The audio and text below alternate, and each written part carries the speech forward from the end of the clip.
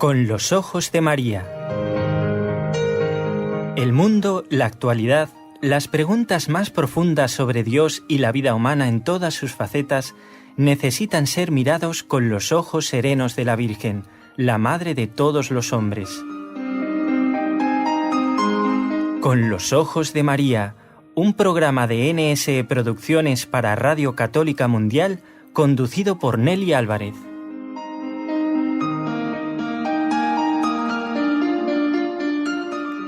Damos una cordial bienvenida a todos los amigos que siguen 3 días a la semana el programa Con los Ojos de María.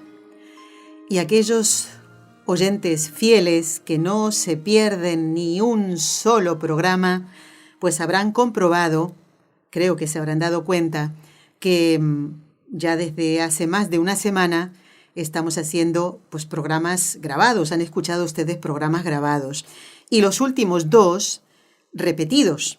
Por eso salían preguntas, porque son programas antiguos. ¿Y cuál es la razón? Bueno, la razón es que estamos estrenando estudios. La radio se ha trasladado a otro lugar de la ciudad de Barcelona, una zona preciosa, luego comentaremos con nuestro invitado de hoy, y eso ha hecho que necesitáramos pues tiempo, todavía faltan algunos detallitos, pero está quedando precioso. Vamos a ver si hacemos un vídeo pequeñito de los trabajitos que se están haciendo, de cómo está quedando el estudio, para que ustedes puedan verlo. A ver si lo ponemos en el Facebook o en el YouTube, ya veremos, no quiero decir nada por ahora, ¿no? Entonces, pues dejar aclarado esto, ¿no? Que no se extrañen que en los 2 últimos programas estuviera el padre Antonio Ruiz. Programas antiguos, ya vendrá aquí el padre Antonio. Este es el primer programa que hacemos desde estos nuevos estudios. Lo que no ha cambiado es el equipo precioso que tenemos de compañeros de trabajo.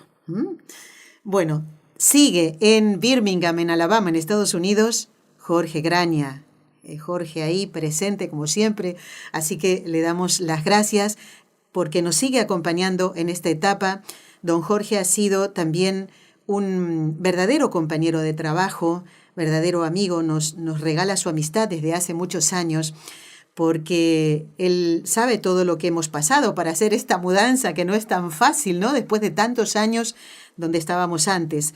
Y bueno, pues nos ha acompañado con su oración, con su palabra de aliento. Así que muchísimas gracias, Jorge Graña. Y nos sigue acompañando desde este nuevo control en los nuevos estudios de NSE, Raúl García. Pues él es el que va a poner ahora la presentación del programa número 115 del ciclo ¿Para qué nací? Dios quiere que todos los hombres se salven y lleguen al conocimiento de la verdad. Pero ¿cuántos van por el camino de la mentira? ¿Para qué nací? Bueno, ahora sí quiero saludar con mucho cariño a nuestro querido padre Jorge López Teulón, que está en medio del ruido, aunque parezca que del otro lado hay silencio, porque el padre Jorge, aún estando en campamentos, no ha dicho que no a estar con nosotros. Muy buenas tardes, padre Jorge. Díganos dónde se encuentra. No está en Talavera de la Reina, como siempre, ¿no? Pues no estoy, desde aquí se ve el castillo de Javier, ni más ni menos. Estamos en tierras navarras, donde nace San Francisco Javier. Así que nos hemos traído a 120 muchachas, que el verano de Talavera es muy caluroso, a poder hacer aquí el campamento, y llevamos ya toda la semana, ya estamos a punto de concluirlo, así que pues la verdad que muy bien, muy contentos. Bueno. Padre, y ahora yo, si me permite, quería decir dónde están los nuevos estudios, que no me he olvidado. Lo tenía que decir ahora, al saludar al padre Jorge, y ahora verán por qué. Los estudios de NSE Radio y Televisión están ahora en la avenida Madrid 200 de la ciudad de Barcelona, una zona preciosa de esta ciudad tan hermosa, por cierto. Avenida Madrid 200. Padre, ¿usted ha pasado alguna vez por aquí? Pues con alguna frecuencia, sí. La verdad que quedaba cerca de mi casa, tan cerca que vivimos en el 166, 180 de la avenida de Madrid. O sea que que era a tiro de piedra, además en la misma acera. Pues Así ahí desde es. que nací, desde recién nacidos, que nací en Madrid y me llevaron recién nacido a Barcelona, hasta los 16 años que me fui al seminario. Y luego muchas veces, claro, hasta que ya me ordené sacerdote con 25 años. O sea que ese es mi barrio, es el barrio de cercano a Sants, Sí. muy cerca de ahí está el campo del Barcelona, para los que les gusta el fútbol, el campo del Barça. El párroco, cuando sales a la acera, se ve la iglesia de Santa Tecla. El párroco de Santa Tecla es el capellán del Fútbol Club Barcelona, y nosotros, como está más cerca el número 166, es el límite de la otra parroquia, que es la del Santo Cura de Ars. Así que o sea que conoce muy bien, muy bien la tenéis, zona. tenéis que aclararos a ver qué parroquia os toca de las dos. Sí, es un barrio muy tranquilo. Bueno, nos toca la de San Juan María Vianney, que usted muy Eso es bien sí, conoce, ¿eh? Sí. Bueno, como Así ven es. ustedes, todo son coincidencias que Dios hace, porque este primer programa que estamos haciendo desde los nuevos estudios es con el padre Jorge, que cuando era Jorgito de pequeñito, pues pasaba por aquí, ¿eh?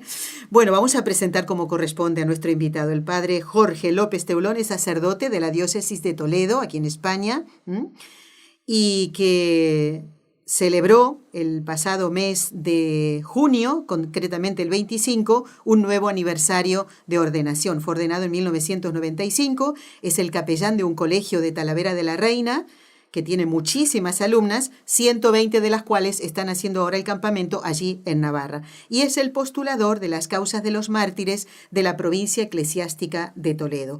Y de esto vamos a hablar. Vamos a presentar entonces, a ubicarnos un poquito en el tema que hoy vamos a tocar.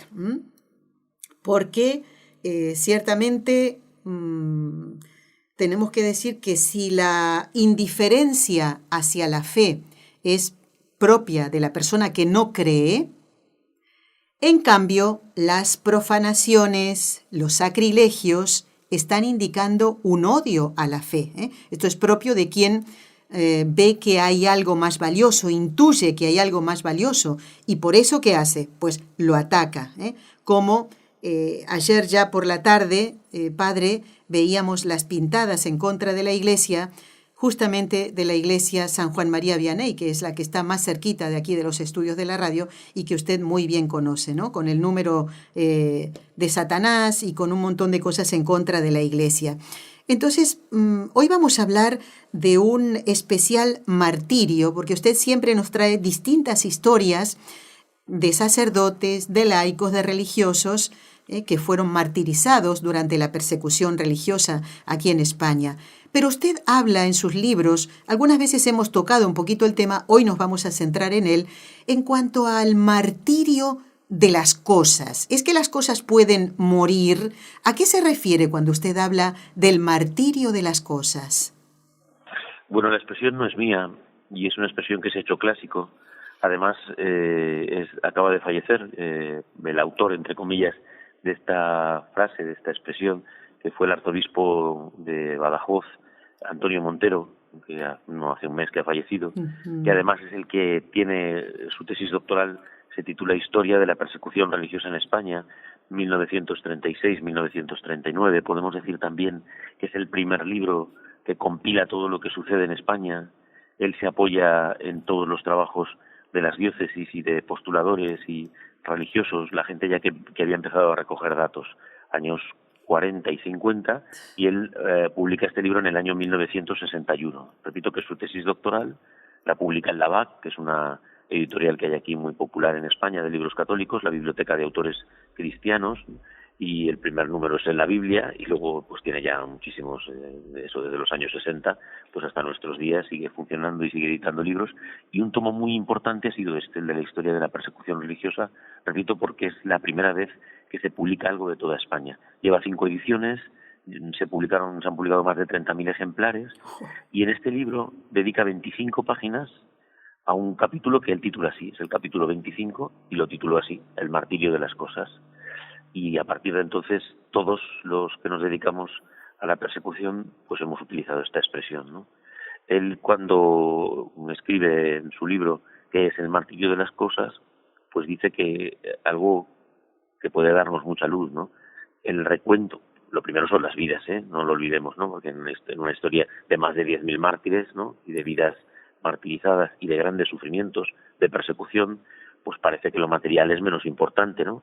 Pero no, no es que sea más, pero tampoco es menos, ¿no? Porque nos da la clave de lo que significaba esta persecución, ¿no? Hemos recordado muchas veces, como dices, es verdad que hemos hablado de este tema, por lo menos no tanto de soslayo, a veces nos hemos entretenido, Sí. pero en los datos que muchas veces arrojan luz, no enseguida, ¿no? Si la República empieza el 14 de abril de 1931, lo primero que se hace antes de que pase un mes es quemar un montón de templos, quemar hasta desaparecer, como decíamos, ¿no? Quemar hasta que no quede nada, las paredes negras, todo por dentro quemado, todas las imágenes, los retablos, al mismo Dios, eso es algo en lo que yo insisto en el trabajo que he publicado, en donde, titulado así, Inspirados por Satanás, pues hablo de cómo se quema la iglesia, se quema el sagrario y se quema Dios, claro, los que creemos que Dios está ahí, ¿no? Pues se quema materialmente a Dios, se quema la comunión, ¿no? Pero luego eso, claro, luego todo el resto de cosas ornamentales, de devoción, para que desapareciese la fe. Eso, repito, se entiende enseguida, ¿no? Por eso siempre insisto en que no podemos hablar de mártires de la guerra civil, porque estamos hablando de un periodo que es mucho más largo que la guerra civil, que es la República, y de unas intenciones que van a ser seguidas, ¿eh? Después arrancan las cruces de los cementerios, quieren quitar la clase de religión, expulsan a los jesuitas de España, expulsan al primado de España, a 2 o 3 obispos no les dejan volver a sus diócesis, o sea que la persecución se demuestra, ¿no? Y él dice que las cosas son como más inocentes, ¿no? Porque no se pueden defender, ¿no? Más que las personas. Claro. Incluso no tienen culpa, ¿no? Están dedicadas al culto, pero no tienen culpa, no pueden meterse con nadie. Quien quiere va a rezar una imagen, pero la imagen no se mueve y va a una casa a molestar a alguien que no tenga fe, por ejemplo, ¿no? Entonces, los objetos que además son sagrados, cuando se aniquilan, dice Montero, que se descubre una hazaña contra el mundo religioso, mucho más significativa que si los aniquilados son hombres de carne y hueso, ¿no? Con el otro, cuidado con la explicación porque podemos no entenderla, ¿no? Pero es en ese sentido, ¿no? Con el otro puedes tener una disputa, te puede caer mal, no puedes creer en lo que él cree, incluso puedes tener algo contra él, ¿no? Se dice que se aprovechó pues a gente que se debía dinero pues para matarles y así no tener que pagarles las deudas, ¿no? Eso se dice mucho en la guerra con los fieles, ¿no? Entonces, a nivel de seglares y eso, pues gente a lo mejor que incluso, bueno, pues recuerdo que tenemos a un tendero de un pueblo que hacía obras de caridad no cobrando a la gente, pero algunos por miedo a que después le reclamase lo que se le debía, pues le mataron. Entonces, el argumento no es de fe, pero esas salvajadas se hicieron. Pero bueno, estoy diciendo, puedes tener algo contra otra persona, pero contra un objeto, arrancarle los ojos a una imagen, eso, quemar las imágenes ante las que la gente reza, se demuestra más claramente que se quiere acabar con la fe. Claro. Padre, ¿podríamos decir que estos hombres se dejan inspirar por Satanás? Y la otra pregunta sería, ¿existen síntomas semejantes en las diversas persecuciones que se han dado en la historia contra la fe católica, no?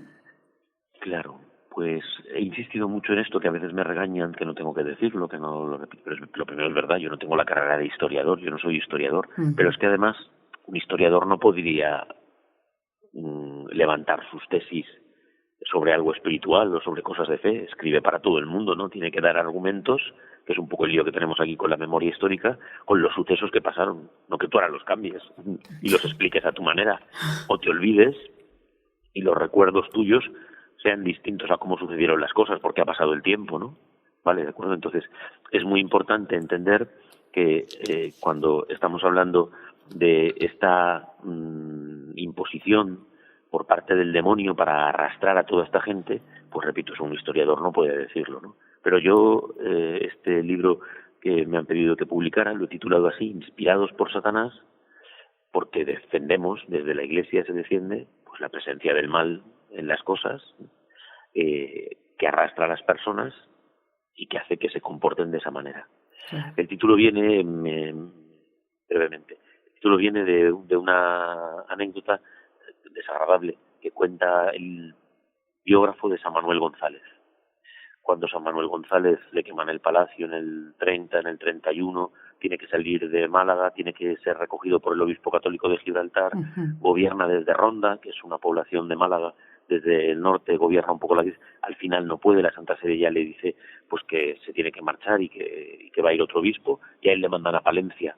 Cuando llega a Palencia, él, que es el que ha promovido todo este apostolado de los agrarios abandonados, pues dice el biógrafo que cuando llega en el 35, un año antes de la Guerra Civil Española, a Palencia, en el norte de España, pues hubo profanaciones eucarísticas, 2, 3, 4, como a propósito, para molestarle a él, ¿no? Fue como la recepción contra el obispo. Fíjese. Y entonces el biógrafo utiliza esta expresión, como inspirados por Satanás. Y entonces hablas de Europa incluso, o de otros lugares del mundo. Y entonces me acordé que cuando había estado yendo a Albania, hice una fotografía de un altar. Eso se repite mucho, el tema de tener armas, que desde las torres de los campanarios los curas disparaban. En Toledo ciudad, los carmelitas, que si tenían armas en el convento y disparaban contra los republicanos, ¿no? Cosa que no se demostraba nunca. E incluso a veces se hacía la artimaña de meter los fusiles antes para luego ir a hacer un control y a encontrarlos allí.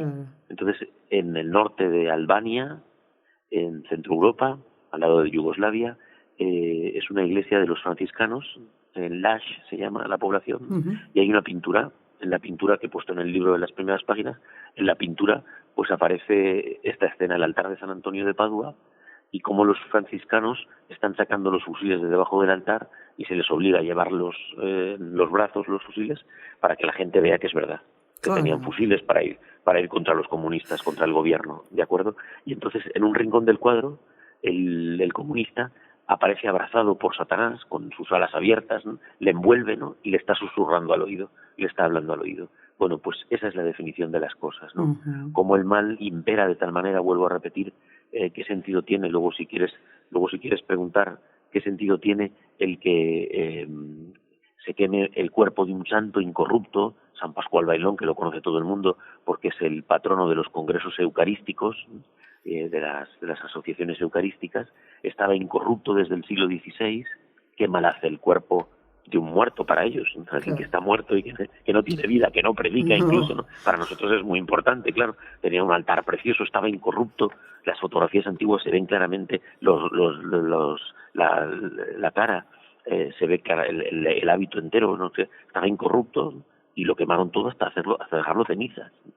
Entonces, es ese deseo de hacer desaparecer todo. Y qué significativo lo que acaba de comentar sobre San Manuel González, ¿no? No le hirieron a él, no le dieron una puñalada, no le dispararon a él, sino que le hirieron más todavía con estas profanaciones, sabiendo cuánto amaba San Manuel González a Jesús en la Eucaristía. Padre Jorge, vamos a hacer una pausa muy cortita y luego vamos entonces ya a los registros, si es que los hay, del número de imágenes, monumentos que fueron atacados durante la persecución religiosa. ¿Le parece, Padre? Muy bien, perfecto.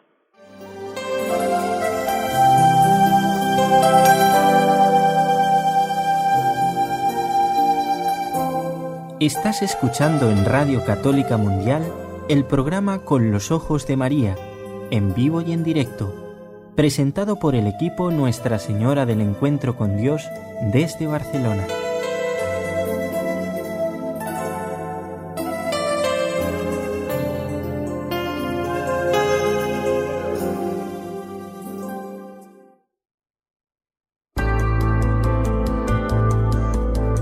¿Quieres escribirnos ahora mismo?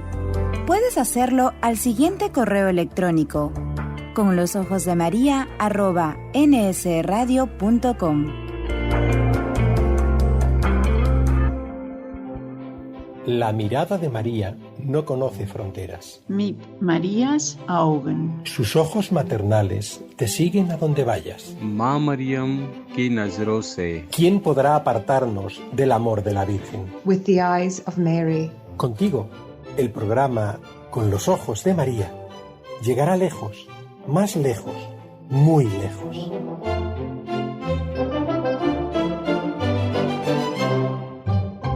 Y seguimos en este programa en el día en que la Iglesia celebra al patrono de Europa, continente por el que tenemos que seguir rezando y mucho. San Benito es el patrono de Europa. Y en este programa estamos conversando con el padre Jorge López Teulón de la destrucción de iglesias y de las imágenes de Nuestro Señor y de la Virgen. Padre, vamos a hablar un poquito de cifras, si le parece. ¿Hay algún registro del número de templos, de imágenes o monumentos religiosos que fueron atacados, destruidos, hechos polvo durante los años de la persecución religiosa aquí en España? O sea, como siempre las cifras se confunden He recordado en alguna ocasión que en el 31 quemaron imágenes, les da tiempo a volverlas a hacer nuevas, las cofradías, las hermandades, y las queman en el 36. Entonces, a veces hay mucho baile de cifras por eso, porque las quemaron 2 veces, las quemaron una vez, con los templos lo mismo, si estaban quemados del todo, si estaban un poco quemados. En algún sitio se habla de 150 iglesias, es una cifra ridícula, ¿no? Solo en el colegio de Areneros en Madrid, en el año 31, quemaron de la biblioteca 20.000 volúmenes, solo en un incendio nada más. Sí. A veces había cosas que no están contabilizadas, entonces no hay un recuento hecho de toda España, ¿no? Claro. A veces, por ejemplo, en el 31 se habla de 42 iglesias y conventos quemados, de 50 edificios, porque a veces solo era la sede de un paso, por ejemplo. Entonces, pues digo que hay mucha confusión porque en iglesias y solo era una nave que a veces no tenían ni culto, solo tenían el paso de Semana Santa, por ejemplo, ¿no? Uh-huh. Y luego en el 36, claro que a veces, pues porque por fuego enemigo de unos y otros, pues se echaba alguna bomba, entonces a lo mejor la iglesia estaba quemada y luego se terminó de desaparecer o de estropear de un bombazo de cañonería o de aviación, ¿no? Entonces es muy difícil. Normalmente cada diócesis llevó su registro. Es verdad que hay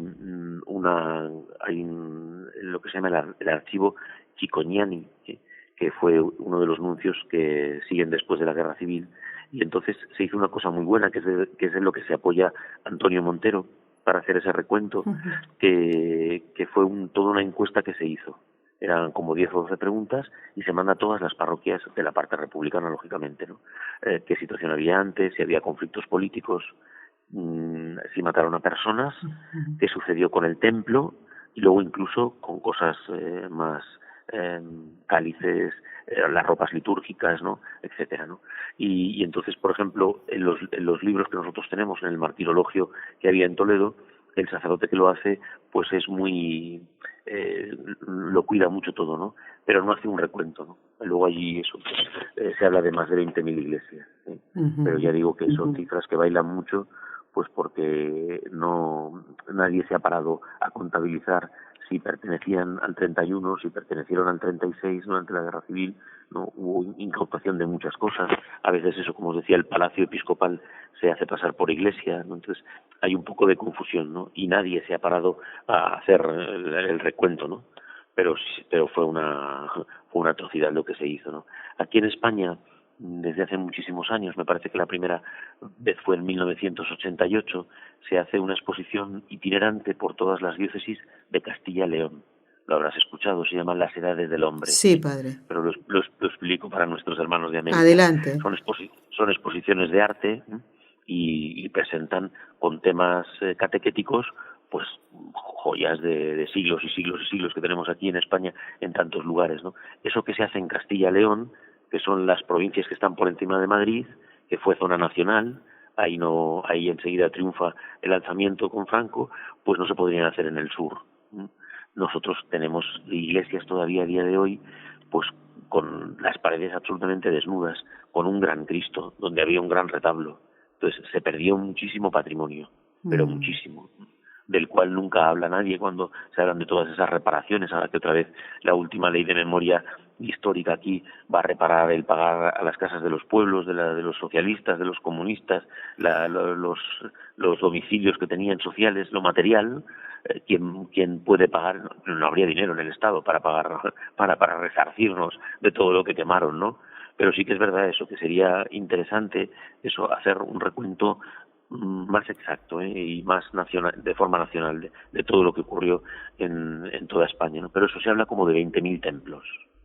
iglesias, ermitas, nada menos, nada más y nada menos. Así es.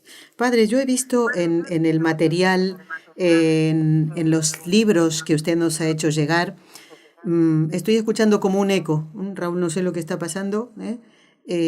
Me estoy escuchando a mí misma doblemente. A ver ahora no, ahora parece que no, se arregló. Bueno, decía, padre, por ejemplo, en los libros que usted escribió, El mártir de cada día, pues ayuda mucho, ¿no?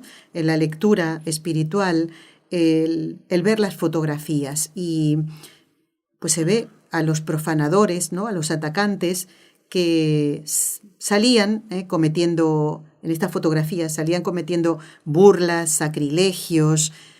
¿Por qué cree que actuaban de esta manera? Inclusive ahora me viene a la memoria el hecho de sacarse fotografías con los cadáveres de religiosas, que habían pues sacado de sus tumbas y que ya estaban prácticamente momificadas, se puede decir, ¿no?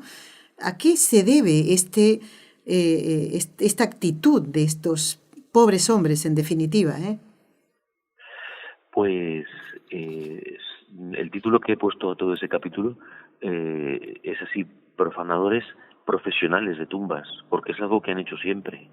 Ya en nuestros días aquí en España, con Napoleón, lo que llamamos la francesada aquí, hay como un deseo, por una parte, de encontrar cosas, de pensar que, bueno, pues eso, que a veces pues a los obispos o a las abadesas, a los abades, incluso a los religiosos, se les enterraba con cosas materiales, ¿no? Los anillos o los báculos, entonces sí que es verdad que hay una parte de robo, ¿no? Pero no hay un respeto, todo lo contrario, es una cosa que va con el tiempo a más, ¿no? Y que luego siguió. Colgué unos artículos cuando empieza el comunismo en Rusia, con el cuerpo de San Josafat, que lo terminan llevando al Museo de Ciencias de Moscú, creo que es, lo digo ahora de memoria, ¿no? Y tuvo que intervenir la Santa Sede para pedirlo y recuperarlo, ¿no? Cuando ya las cosas se calmaron un poco después de, pues eso, ya por los años 30, ¿no? Y se consiguió recuperar porque está incorrupto, ¿no? Pero a ellos les asombra como esa veneración, que para ellos, bueno, pues incluso eso será el adorar muertos, ¿no? Y toda esa mentalidad que tienen, ¿no? Pero esto es otra cosa. Esto es, bueno, pues incluso hasta jugar con los cráneos al fútbol dentro de los templos, ¿no? Y eso es muy llamativo, porque aquí después Franco se inventa esto del Nodo, que era un noticiario universal, ¿no? Y bueno, pues también que favorecía pues todo lo que él había hecho, lo hacían ellos mismos, ¿no? Pues hay encontrado una cosa que es de la CNT, de la Confederación Nacional de Trabajadores, de los primeros días de la guerra, se ve las iglesias en Barcelona todavía ardiendo, o sea que es de las primeras semanas, y es un noticiario parecido, ¿no? Y se regodean de cómo han sacado los cuerpos de las salesas, unas religiosas, los han puesto en la puerta, las fotos que hay, pues llevando a los niños a verlas como si fuese un espectáculo, ¿no? E incluso ellos hablan de cómo la Iglesia ha torturado esos cuerpos, y tú ves las fotos mientras lo va explicando él con una voz así de telediario, ¿no? Y de informativo, ¿no? Pues tú vas viendo las fotografías que ellos mismos te muestran, o sea que es una cosa ridícula además, y tú ves que están con las manos entrecruzadas sobre el pecho, pues como cuando se entierra a cualquier persona, ¿no? Que está en esa posición, ¿no? Pero eso fue, de hecho, una de las fotografías que, como es en blanco y negro, la gente no se ha dado cuenta, gracias a Dios, porque es una cosa desagradable, pero le han puesto hasta a una religiosa concepcionista que llevaría eso, lo mismo llevaba, si no siglos, seguro que décadas, ¿no? Muerta, y el cuerpo está, porque muchas veces, pues aunque no haya una incorrupción, se queda toda la osamenta pegada, por decirlo así, con cartílagos, ¿no? Todo eso se hace como una masa y hace que todo el esqueleto se quede entero, ¿vale? Claro. Y aunque tú lo saques, lo sacas entero, ¿no? Y en sus partes le han puesto un cigarro mientras se están burlando y haciendo. Además eso, qué cosa tan macabra hacerse una fotografía, ¿no? Pero bueno, pues es lo que muestra también un poco como esa mentalidad de poder que tenían, ¿no? De poder hacerlo todo, de creer que lo podían hacer todo, de pensar que vencían, que iban a vencer, ¿no? Y que pues tenían derecho a todo, ¿no? Y sobre todo eso, solo por el respeto a un cuerpo de un difunto, o sea que ya no hablas ni de monjas ni de Iglesia católica, ¿no? Sino pues de respeto a un muerto y a alguien que está enterrado, ¿no? Claro. Yo digo, es verdad que hay, porque lo ves a veces, que no era por robar y por ¿vale? Si fuera por robar, dejarían el cuerpo dentro, más o menos movido por haberlo tocado, por haberlo manipulado, claro. Manipulado, Sí. ahora que no me salía, manipulado, pero no lo sacas, lo pones en un patio y lo pones en el centro y te haces una fotografía como si estuvieras en una fiesta con el cuerpo de una persona, no sé, o sea, que por eso es como muy macabro, ¿no? Todo y sobre todo es pues una profanación, para nosotros es una profanación. Por supuesto, desde ya. Pues, padre, cuando usted nombró a Monseñor Antonio Montero Moreno, que en paz descanse y en gloria esté, por el cual vamos a rezar dentro de un ratito las 3 Ave Marías, me hizo caer en la cuenta, ese fue el primer libro que leí con detalles sobre la persecución aquí en España contra la Iglesia Católica y todo lo que ha pasado. Y me hizo pensar que en mis años de niñez y juventud, en la escuela, pues la fe, aunque no fuera un colegio religioso al que fui, pues destacaba en lo que enseñaban, ¿no? Ya después de haber estudiado locución y escuchar a periodistas comunistas, es muy peligroso todo esto porque le hace en la mente de la persona un lavado de cerebro. Y si bien yo no traía nada en contra de la Iglesia, todo lo contrario, ¿no? No sabía los detalles de esta persecución hasta que leí el libro de Monseñor Montero, que Dios por eso le pague, y uno va entendiendo muchas cosas, ¿no?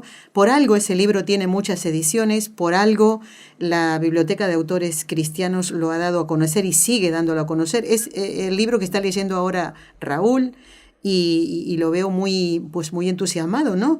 Leyéndolo, es un libro pues que se cuentan muchas cosas duras y tristes, ¿no? Entre ellas esto que venimos comentando. Lo que lamento es que no tuviera fotografías, o sea que sus libros son un complemento, los suyos, Padre Jorge, son un complemento precioso a lo que escribió Monseñor Antonio Montero.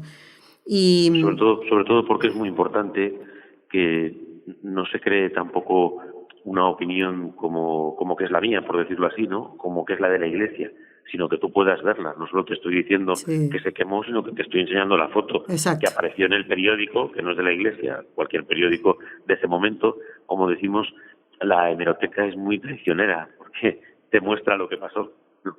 O sea, al contrario, es más fácil poder corroborar esos datos y tú no vas a poder decir ni por un lado ni por otro, ni por el lado comunista ni por el lado de la Iglesia, sino que tú dices, esto fue así, esto yo pasó. No me lo invento. Esto Tenemos pasó. esta narración, porque es verdad que, bueno, tampoco la biografía de San Manuel es novelada, sino que es una biografía histórica, ¿no? Pero claro, cuando te están contando un incendio y estás poniendo la noticia del periódico y estás viendo la fotografía de cómo queda la iglesia, pues no es que se quemó una ventana, es que desapareció el templo. Exacto. Cuando tienes el torso en color, una fotografía en color, todavía de hoy en día, de cómo se ha conservado esa imagen quemada, pues ya no la vas a quemar para la foto, ¿no? Entonces, es verdad que lo que siempre se ha dicho, una imagen vale.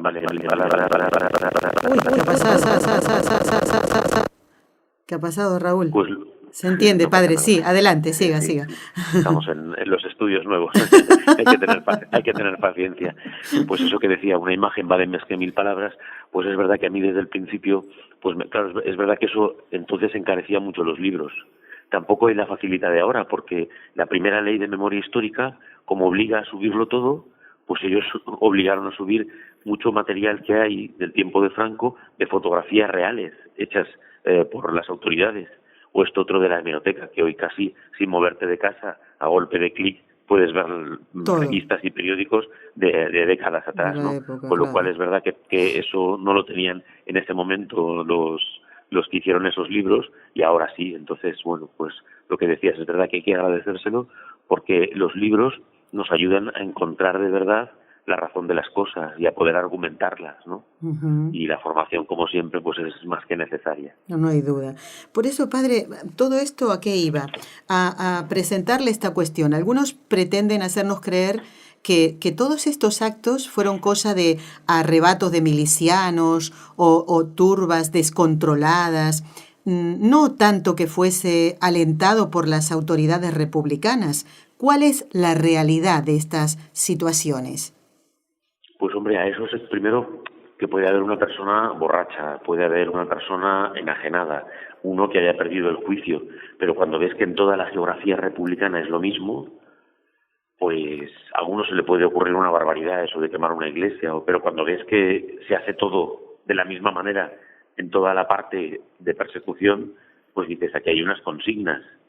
Además sabemos que esas consignas venían de Rusia, pero eso de que las autoridades luego bien que se regodeaban y decían, aquí hemos conseguido que la Iglesia Católica desaparezca. Aquí ya no hay culto público.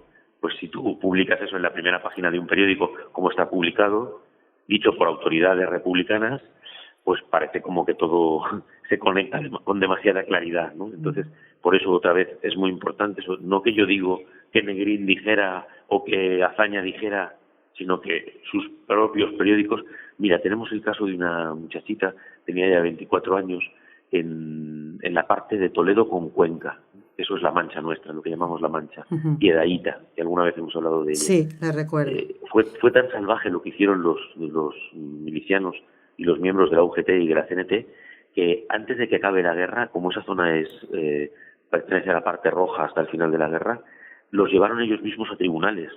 Y decía el sacerdote que trabajaba aquí en Toledo, Monseñor Jaime Colomía, si no es porque no usan la palabra mártir, que no la usan, claro, lo que viene en los periódicos serviría para hacer el proceso de beatificación. Entonces, toda esa información que viene ahí es de ellos. ¿Por qué aparecen, que es una de las fotos que pongo en el libro, las coronas de la Virgen del Sagrario con la que habían hecho la coronación canónica 10 años antes, en 1926, en casa de Juan Negrín, que es uno de los principales republicanos? Por un robo, porque se las quería quedar él, porque las iba a vender. Por eso digo que todos esos argumentos hacen ver que junto a la destrucción, el robo y el saqueo había un deseo de hacer desaparecer. Por eso invocar a patrullas de descontrolados está ya muy visto el argumento. Claro. Y cuando son 50 patrullas de descontrolados, me parece que no hay tanto descontrol, ¿no? Que es un poco lo que se pretende, ¿no? Por eso digo que eso evidencia la realidad, ¿no? Sí. Es muy importante leer y que el que quiera lea. Es verdad que ha costado mucho, Pérez de Reverte, que es aquí un señor que tiene mucha fama. Yo, pues no sé, entrar en cuestiones ni de literatura ni personales, un hombre muy reconocido en el mundo de la literatura, ha hecho una historia de España para jóvenes, ¿no? Deja mucho que desear, incluso los mismos de izquierda se han metido contra él porque quiere hacer una cosa como para los dos bandos, y como eso no puede ser, pues al final no contentas a ninguno. Pero, por ejemplo, ya nadie deja de reconocer a día de hoy que mataron a 10.000 personas de la Iglesia. No te hablarán de procesos de canonización o de beatificación, pero ese número de 10.000 por causas de fe, de más de 6.000 sacerdotes, ya no lo niega nadie. Claro. Entonces tengamos paciencia, que iremos construyendo la historia conforme a lo que fue, no a lo que unos han querido decir, o incluso otros también, por sentido político, ¿no? Sino a lo que supone una persecución religiosa para hacer desaparecer de España la fe católica, ¿no? Lo hemos escuchado muchas veces, como desde aquí, desde España, siempre ha habido una gran influencia, por ejemplo, en nuestros hermanos de América para el bien, ahora por desgracia para el mal, ¿no? Entonces sabían por qué querían acabar con España de sobra, por lo que había supuesto esos países y sobre todo el comunismo, por hablar con lenguaje más popular, tenían mucha hincha contra España por todo lo que había dicho, por todo lo que había hecho en favor de la evangelización, ¿no? Y se lo han querido hacer pagar siempre, y eso es evidente. Son otros argumentos, es verdad que no son argumentos, repito, de un historiador, ¿no? Pero yo hablo desde la fe y desde la claridad de cómo se buscaba terminar con la Iglesia Católica. Y vuelvo a repetir, eso lo publicaron ellos en sus mismos periódicos. Aquí ya lo hemos conseguido. Es mentira, porque mientras decían eso, había un sacerdote en las catacumbas celebrando misa en cualquier casa o en cualquier sitio, ¿no? Pero ellos se lo creían, ¿no? Aquí ya no hay culto cristiano, sobre todo en la parte de Levante, repito, que es cuando va avanzando la guerra, y ellos se quedan arrinconados en Cataluña y en Levante, ¿no? Claro. Pero eso lo publican ellos con sus grandes titulares. Pues bueno, todo esto estamos dándolo a conocer y seguiremos con el Padre Jorge y con otros invitados que van a estar en el programa, si Dios quiere. Padre, vamos a hacer una pausa cortita, vamos a rezar luego las 3 Ave Marías y ya le dejamos libre por si tienes ya usted pronto una actividad en este campamento con las niñas del colegio del cual es capellán. Hacemos la pausa y ya volvemos.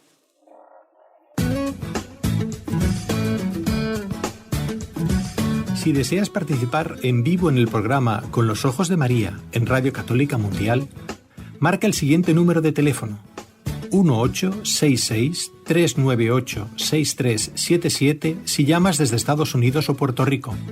Si llamas desde otros países, marca el código internacional y luego el número 1205-271-2976.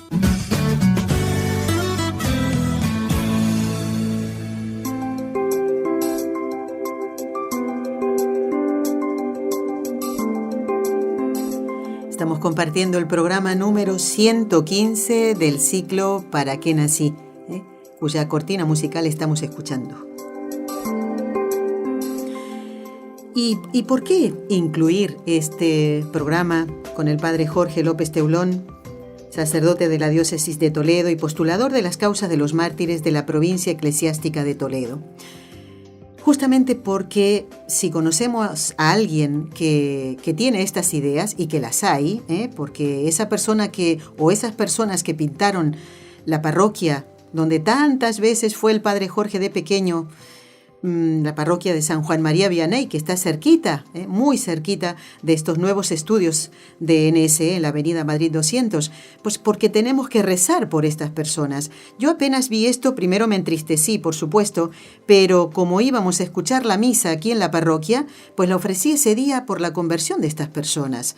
¿Por qué? Porque estas personas podrían llegar a hacer lo mismo, padre Jorge, ¿no? Porque sin duda puede decirse que tienen pues los mismos motivos para querer exterminar la fe católica, y si pudieran hacerlo tal vez lo harían con la misma hazaña, ¿no le parece? Te digo lo que decíamos a micrófono cerrado.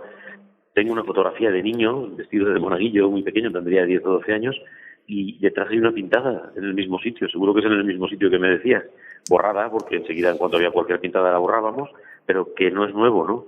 Y efectivamente, pues como solemos decir, aunque no sean hijos físicos, son hijos de toda aquella mentalidad, y se ha seguido viendo, bueno, pues ahora cuando ha sucedido en los Estados Unidos el quitar esta sentencia que había sobre el aborto y el favorecer la vida, como a uno de los jueces, a uno de los magistrados le han querido asesinar, pillaron en la puerta de su casa a uno que quería matarle, ¿no? Entonces, tanto contra las personas como contra lo público. De hecho, luego, gracias a Dios, se frenó, pero en el 2007, 2010, también se estuvo atentando contra iglesias, ¿no? O hemos visto toda la salvajada que ha sucedido en Chile, o lo que pasó en el Canadá con el tema de los niños indígenas que habían sido asesinados o dejado morir por los religiosos, cuando luego se ha comprobado que era mentira, que no había ningún cuerpo, y no sé si quemaron no sé cuantísimas iglesias también, recuerdo que leí la cifra, pero no eran ni 2 ni 3, ¿no? O sea que es verdad que a veces pues es lo que sucede con ese levantamiento social y contra la Iglesia, ¿no? Siempre con el tema de la pederastia, pero si se nos ha dicho que en España es el 0,02%, o sea que hay un 0,2%, perdón, o sea que hay un 99,8% de sacerdotes buenos y entregados, pero se meten estas cosas y entonces pues eso, la Iglesia es pedrasta. No, oiga, la Iglesia no es pedrasta. Claro, y aquí en España menos, en otros sitios por desgracia pues hay otros datos, pero aquí en España menos. Pero como esos argumentos les valen para desatar su ira, ¿no? Y luego lo último, que era lo primero que comentabas, que es lo que nos enseñan los mártires, ¿no? Junto con este libro de Montero, pues gracias a Dios había ya, porque hay libros muy bonitos y muy buenos y muy piadosos de antes de Montero, repito, años 40, años 50, de los religiosos, del clero diocesano, contando el martirio. Hay mucha literatura. Después hubo un gran parón, en los años 60, 70, 80, 90. Cuando empiezan las beatificaciones, vuelve a resurgir esta literatura martirial, recuperando muchas obras que ya estaban publicadas o haciendo nuevas por actualizar el lenguaje, ¿no? Y hoy en día, gracias a Dios, y no hay que gastar dinero, lo hemos recomendado muchas veces, y ha sucedido ahora con Córdoba, y ha sucedido ahora con Granada, y ha sucedido ahora la última con los dominicos que han beatificado en Sevilla. Gracias a Dios el mundo de Internet pues te puede llevar a conocer, y además con mucho detalle, no solo es una reseña de 3 o 4 líneas, ¿no? Sino que son vidas completas de 2 o 3 folios para poder conocer la historia y los martirios, y sobre todo alentarnos, ¿no? Decías, y hemos dicho tantas veces, el mártir perdona, ¿no? pues hay que rezar por la conversión. Dios quiere que todos los hombres se salven. Eso y es. Hitler, y Stalin, y Lenin, y todos estos que hacen estas pintadas, todos, esa es la palabra de Dios. Dios quiere que todos los hombres se salven y lleguen al conocimiento de su verdad. Siempre te subes a ola de decir, y el que está haciendo la pintada le meto la cabeza en el cubo, ¿no? Siempre eso te sale humanamente, ¿no? Pero es eso, hay que pedir por ellos y hay que pedir por su conversión, porque Dios los quiere traer a su corazón. Claro. Y lo que aprendemos de las vidas de los mártires es eso, a perdonar, ¿no? Eso que hemos hablado con algún... Ahora leía también a otro sacerdote de Granada que está entregándole en la imagen que han hecho, está con un reloj de esos de bolsillo en la mano, porque se lo dio también al que le fusiló. Aquí teníamos una historia en Toledo, pero este sacerdote igual, en la imagen que han hecho para su veneración, pues aparece con el reloj, que me llamó la atención, vi cómo le han puesto con un reloj en la mano, pues es por eso, porque también se lo dio. ¿Quién me va a fusilar? Que le quiero regalar mi reloj y darle las gracias, y le perdono. Claro. Yo te perdono, es el puro evangelio. Mientras Cristo está siendo crucificado, perdónales, porque no, pero ¿cómo no iban a saber lo que hacían? Si era su oficio, se dedicaban a crucificar a personas, lo sabían de sobra. Es otro sentido, es porque no se sabe el mal, esa capacidad que tiene, y por eso el Señor nos invita a pedir perdón por ellos y a saberles perdonar de corazón. Y a mí me ayuda mucho también, Padre, además de charlar con usted, el hecho de que los oyentes también nos aportan muchas cosas. Fíjese que nos escribió un oyente de Panamá, de la provincia de Herrera, corregimiento, así se llama la zona, de La Arena, en el distrito de Chitré, Panamá, un oyente que se llama José, que, ¿por qué digo que aprendo? Porque nos pedía que habláramos en el programa del beato Manuel Jiménez Salado, que era de la Orden Hospitalaria de San Juan de Dios. Yo lo averigüé después, porque él no me lo pone aquí, porque está rezándole al beato por la salud de un hermano de él, de un hermano de este oyente. Y bueno, gracias a Dios ya hemos conectado con el hermano Félix Lizazo, que llevó la causa de este mártir y que, bueno, ya está retirado, pero a raíz de la colaboración de Maite, que está, bueno, muy en conexión con los hermanos de San Juan de Dios de aquí de Barcelona, me ha hecho el contacto con este hermano y si Dios quiere pronto hablaremos de él y lo voy a conocer. Sé que nunca había oído hablar de él. Sí, tuve ocasión. Todos los libros que hay de estudio son suyos. Lo que pasa es que luego desapareció de Internet, pero yo pude bajarme de Internet el documento que había, un libro, pues, ya 400 o 500 páginas, escrito por el hermano que le conocí luego en Tarragona, en el año 2013 estuvo, porque fue donde terminaron de beatificar.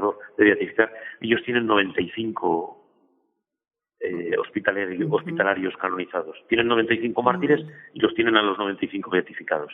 Y este hermano ha hecho una gran labor con sus vidas y dándoles a conocer. Además son testimonios, pues igual lo que decimos, muy sobrecogedores, porque son hermanos a los que se les saca de su trabajo, de estar con enfermos mentales, de estar con niños. O sea, si ya de por sí un pobre párroco, pues a ver qué hace en su parroquia atendiendo a la gente, pero todavía estos casos, eso con enfermos mentales, con niños, pero qué mal hacían. Qué mal hacían. Si los otros no lo hacían, no, pero que con estos, ahora que hay tanto sentimiento por la humanidad y hay tanto sentimentalismo en todo eso, ¿no? Qué mal hacían esta gente. Y los asesinaron solo porque llevaban el hábito, porque así lo decían muchas veces en las declaraciones. Si no te conozco, se decían unos a otros, si yo a ti no te conozco, te matamos por lo que representas. Y ya está. Bueno, Padre, así que como ve, también nosotros aprendemos. Vamos a rezar las 3 Ave Marías. Y Padre, quiero comprometerlo, si Dios quiere, porque usted un poquito ha hecho como la introducción al próximo tema que queremos invitarlo a charlar en el programa, y es el de los cuerpos de los santos destruidos por odio a la fe, y que nos centremos en ese tema, que hasta ahora, si bien lo hemos charlado así como con perlitas en los programas, quiero que nos centremos en esto, ¿no? Y por eso ya tiene hasta título ese programa, Los cuerpos de los santos molestan a Satanás. ¿Qué le parece? Muy bien.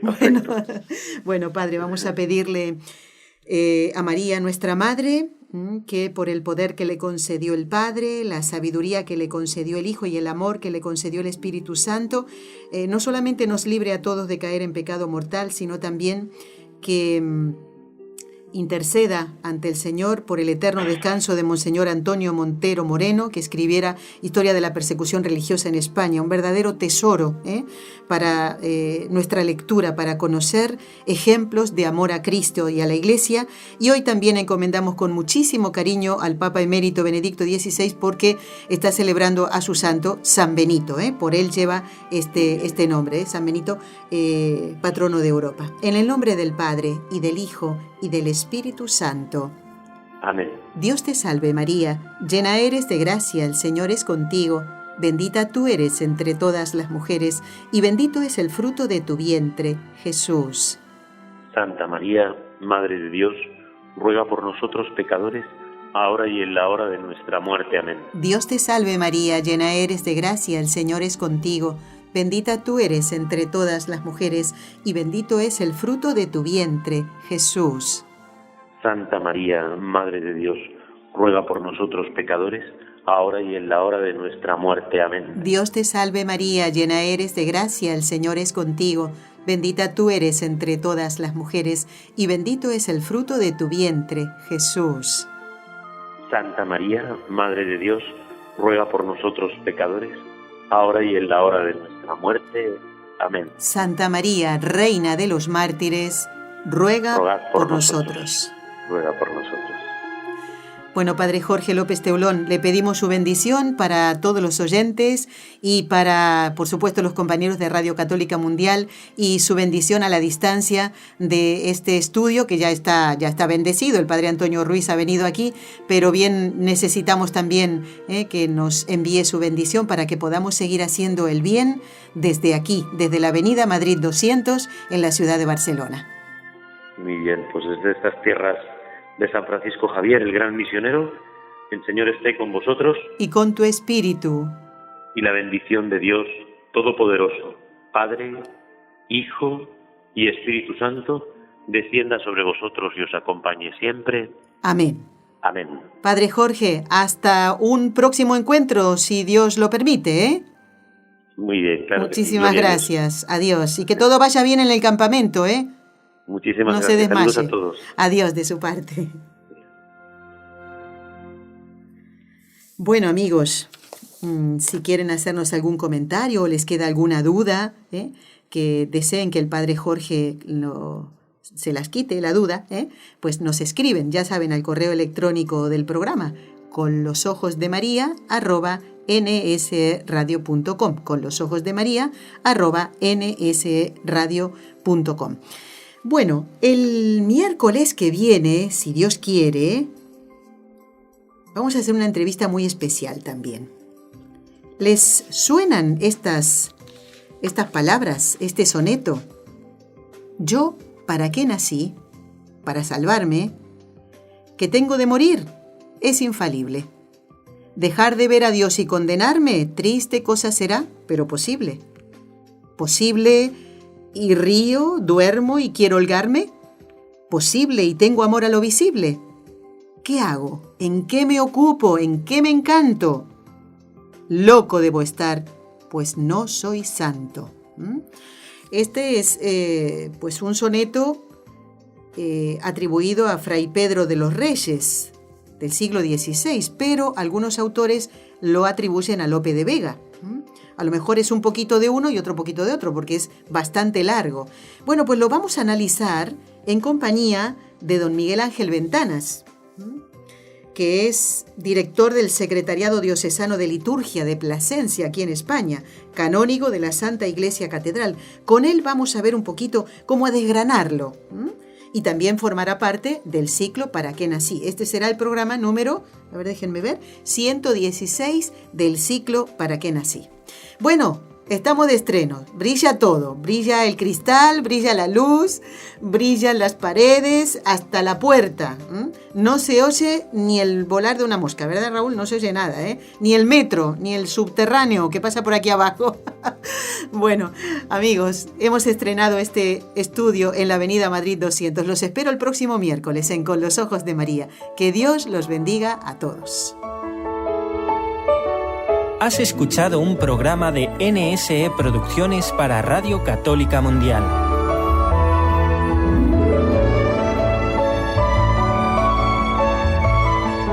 ¿Quieres conocernos? Escríbenos al correo electrónico conlosojosdemaria@nsradio.com. Envíanos tus sugerencias o comentarios conlosojosdemaria@nsradio.com.